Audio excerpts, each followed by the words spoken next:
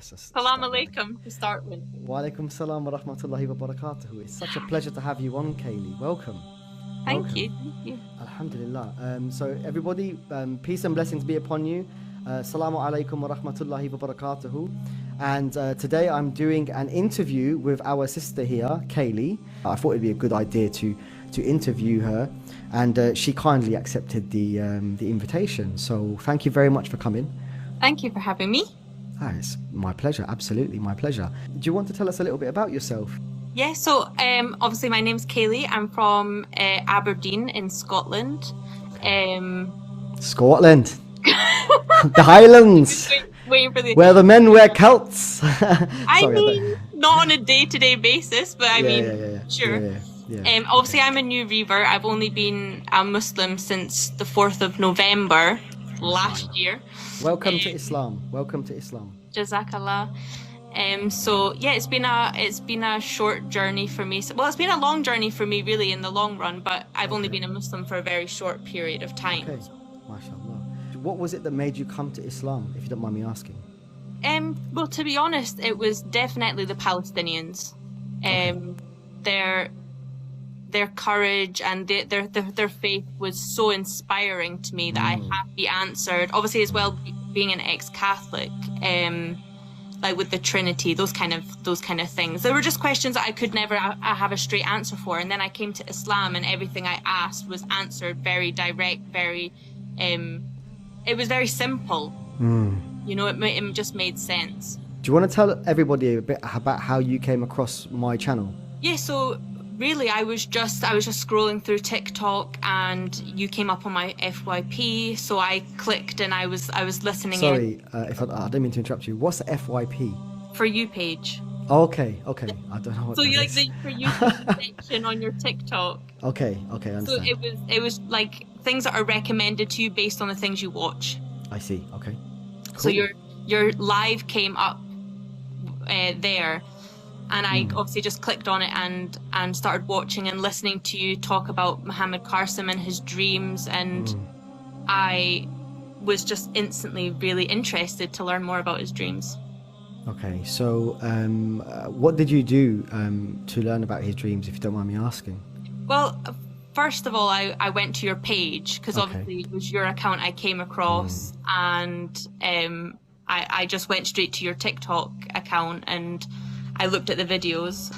And then after that, I went to your YouTube channel where there were more videos, more in-depth videos, longer videos I could watch. And then I did ask other people's opinions and stuff on what had happened. But yeah, I really enjoyed listening actually to Muhammad Qasim himself speak in a lot of videos that you have. It was good to hear kind of like from the source, I guess you could say. Yeah, I understand, yeah. Yeah, I hear what you're saying. So yeah, it is nice listening to what he has to say, because he doesn't speak anything apart from what he's been shown in his dreams. So what do you think about the dreams? So I mean, for you as a new Muslim, when you heard about these dreams, what do you actually think about them? What's your opinion on them? The real reason I say I believe in his dreams is... Like so you believe in the dreams? I believe in his dreams. Okay, that's good. Mashallah, okay.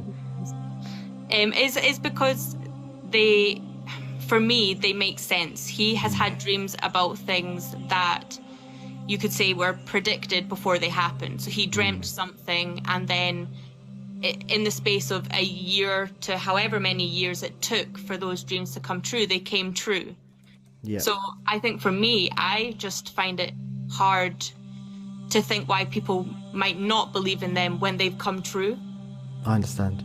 And there's things that have come true that no one could have just predicted they were going to happen. There was no signs before they happened, if you know what I mean. No, I understand, yeah. Can I just say one quick thing? Go ahead. I just want to make it very clear to everybody who's watching. I believe in Muhammad Qasim's dreams, but I do not claim him to be the Imam Mahdi.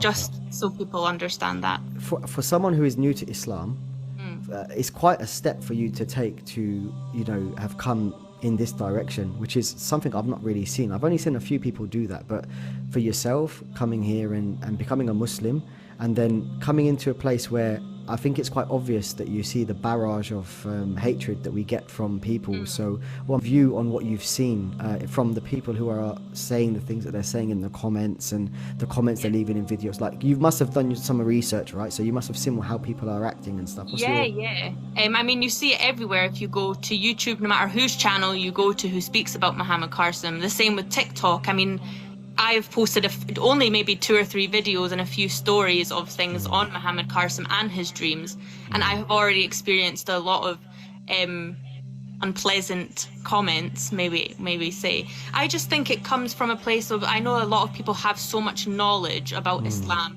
and they might look at others and think maybe they don't have as much. I wish that the people would go at it at a different approach. Maybe look at the videos, listen to his dreams, listen to what he has to say firsthand about the things he experiences, because I don't want to say at all that it comes from a place of ignorance by any means, but I think it comes from a place of it being unknown, and it maybe being something that people might just not want to accept, so it's easier to just deny it than to look into it and to listen to what he has to say. You're right. Going to the source, as you mentioned earlier on, that is very, very important. I mean, in the Quran, it tells us that we have to investigate if someone brings you news. And that's obviously, from what you've said, by your own admission, that's what you've done. You've seen my TikTok, you looked into it. And I mean, what do you think about him as an individual, from what you've done, from your research? As an individual, as a person, like, what do you think about him? I think he seems very genuine. I think as well, the fact he has never once in any of the videos that I have watched ever made any type of claim to be the Imam Mahdi. He just shares his dreams because he's been asked to share his dreams, and I think, like any of us, if we were asked to share our dreams, we would. But yeah, I just think he seems very, very genuine. I don't think there's anything about him to me that sticks out that he would do this for any other reason than because he was asked to do it. I understand. You know, many people have their views and opinions about people, but it seems that you have looked into the matter yourself. Did anybody force you or compel you or threaten you to believe in his dreams by any chance? No, definitely not. No? No. Are you sure? I'm positive nobody forced me to do anything. I'm here from my own free will, just like when I join your lives, I join them because I want to learn and to listen, and the same when I go to any YouTube page, no one's forcing me to do it, you know. Yeah. So I have noticed that you've been on both sides of the fence. So you've been on you've been in other lives, and you've actively been helping in other people's lives, and there's nothing wrong with that, you know. It's absolutely fine. It's your life. You do what you want. But you've also been in our lives. How has that affected you in any way, shape or form? Like, as an individual, have you come to any realizations, anything like this? I think with the lives, for example, because like you said, I go into your lives and I go into some other lives, and there's definitely a difference of opinion. And like a contrast. Yeah, there's definitely a contrast, and I think it does cause some type of division because they are very different opinions that obviously I have to maybe some others. And yeah, I don't know. I think it's just like, I have to, as a new Muslim as well, I have to find my own way and find my own path. And yeah, you're right. You know, you have to find your own path, and you should seek knowledge from the people who have knowledge. Obviously, you're aware that I don't claim to have any special powers, no knowledge. I don't claim to be a scholar or an imam. I've never told anyone I study at any kind of Islamic educational institute, which kind of brings me on to my question. So when it comes to this whole topic of Muhammad Qasim, you take the element of logic, right, from the evidences like Quran and hadiths and things like that. You know, you hear people saying, oh, this hadith and that hadith. Being a new Muslim, how are you supposed to know these sort of informations? Because you don't really know these informations. You know what I mean? Yeah. So when you come across people who's talking about Qurans and hadiths and stuff like this, and then you come across someone like me who doesn't really talk much about Quran and hadith, like, how do you feel knowing that you could potentially be just listening to someone because he's talking from his heart rather than using the evidences from Quran and the hadiths? Well, from my experience anyway, with coming into your lives, like, you do talk you do talk from the heart, and you do talk about the experiences you've had, for example, with Muhammad Qasim and speaking with him and meeting him firsthand. But I also have experience coming into your lives where people will come in and try and disprove the things you've said, but you've come with evidence. You've come with like the hadiths and stuff. So you do back it up from where I'm standing, and then I can go away after those lives and do my own research and look into the things you've said in your lives and others as well. And then I can kind of take it from there, you know. So I noticed actually you started doing duets of my lives. May I ask why, if you don't mind?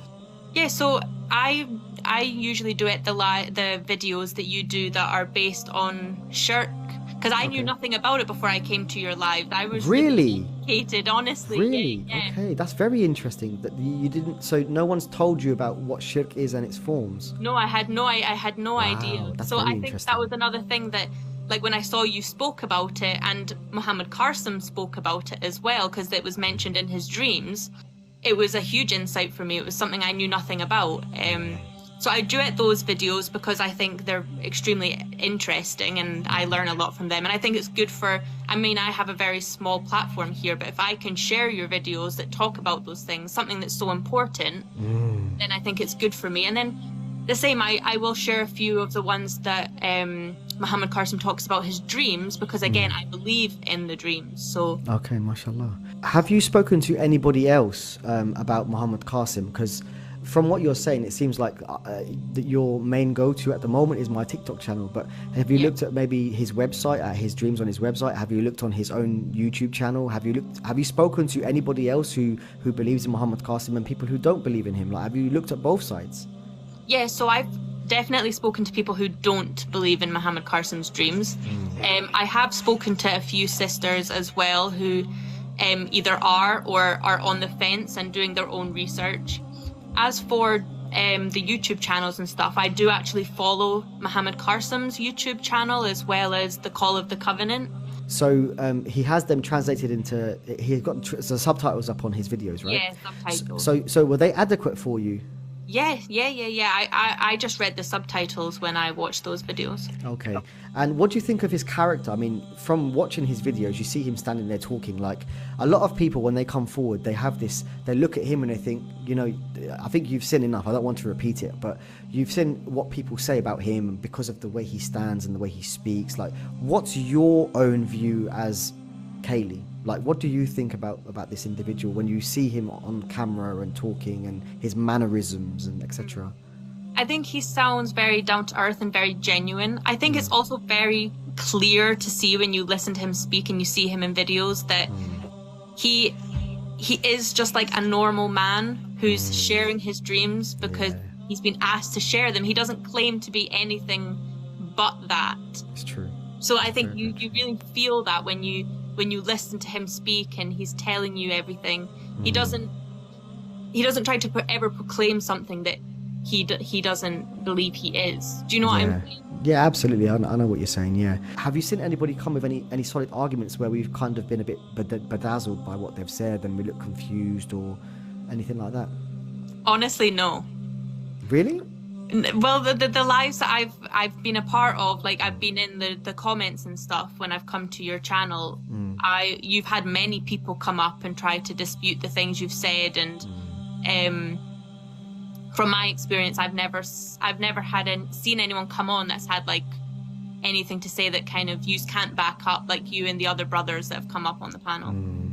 Have you noticed that we're not one group of people from one country? Yeah.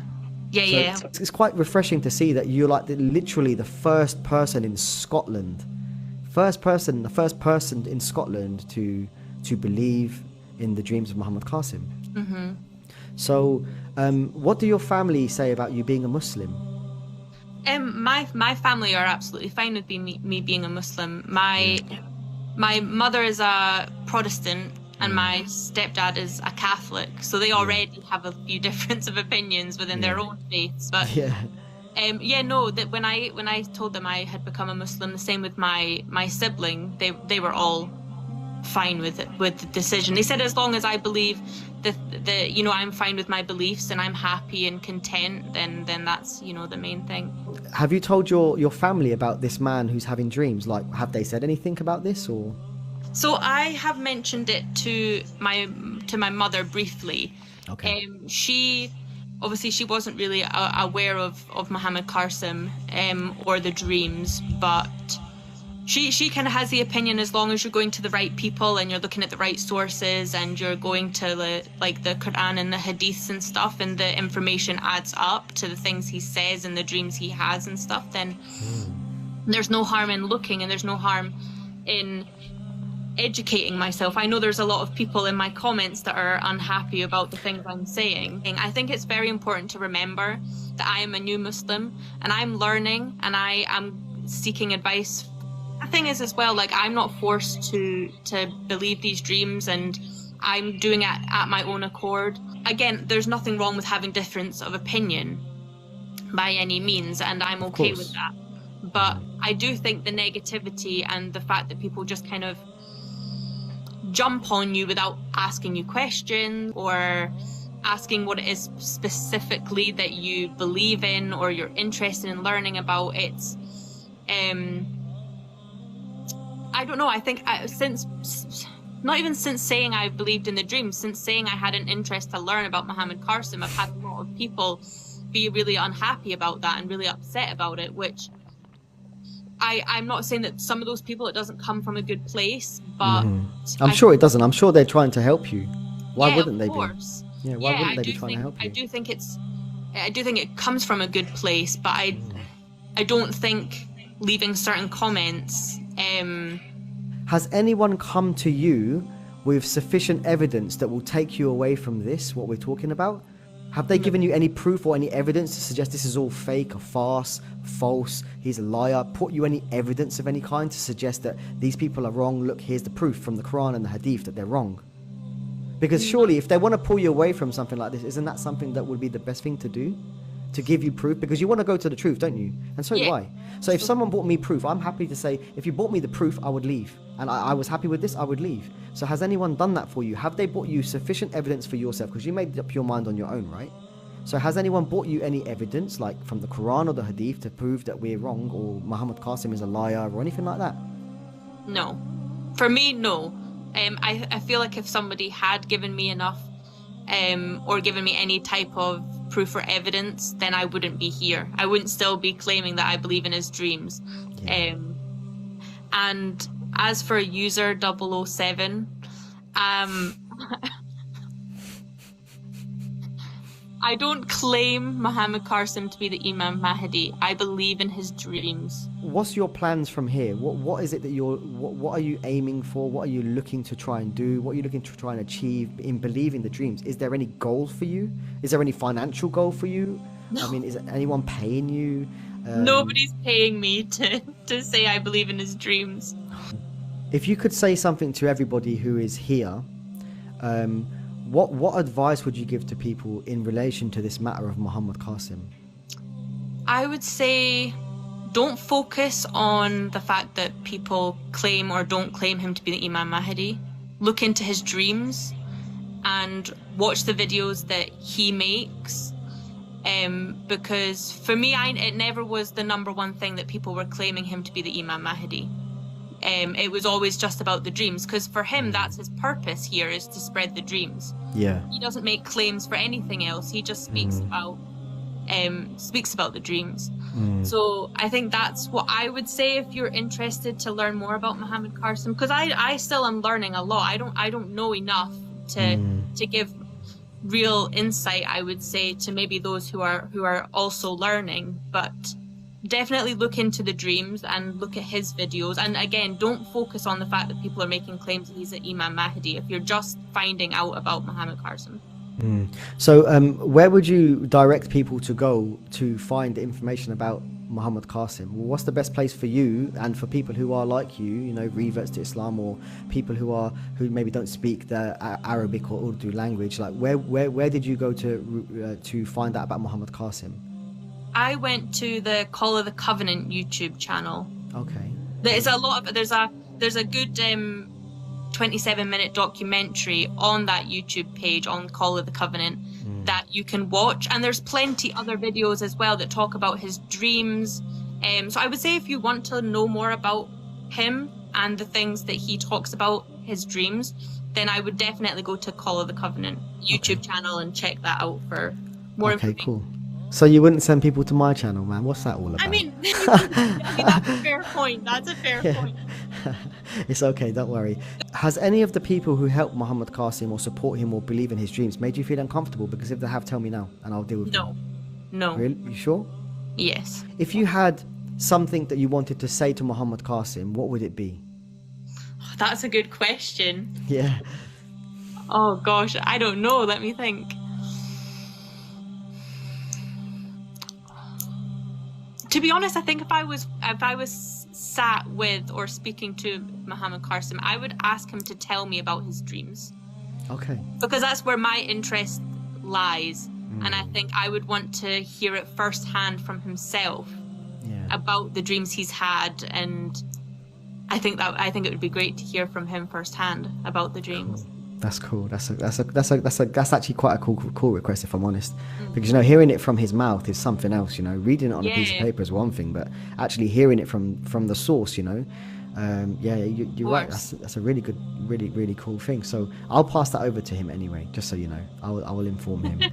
Kaylee, I would like to thank you very much for coming onto my live today. It's been an absolute pleasure having you here, and I just want everybody to just take a moment to think about what's been said here today. This is Kaylee. She's a revert to Islam.